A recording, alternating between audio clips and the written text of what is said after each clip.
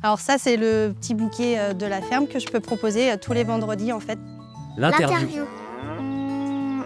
Il y a une grosse demande sur la fleur coupée, la rose. Et en fait, ici, je suis entourée de champs de céréales. Et donc, il y a une petite bête, l'altise, qui est dans les champs de colza habituellement. Donc, on n'a pas été trop embêtés cette année avec elle. Et en fait, la rose se fait grignoter en très peu de temps.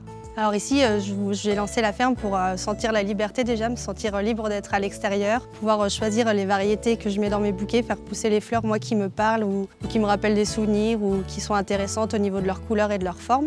Donc la spécificité ici, c'est le slow flower. En fait, tout pousse selon la saison. Il n'y a pas de fleurs qui sont forcées ou d'ombre rajoutées ou de choses comme ça. Donc en fait, c'est vraiment, on trouve la fleur au moment qui lui convient. Donc cette année, c'est particulièrement compliqué de savoir quelle fleur arrivera à quel moment. Donc en fait, c'est toujours plus ou moins un bouquet surprise. On s'adapte vraiment aux fleurs du moment.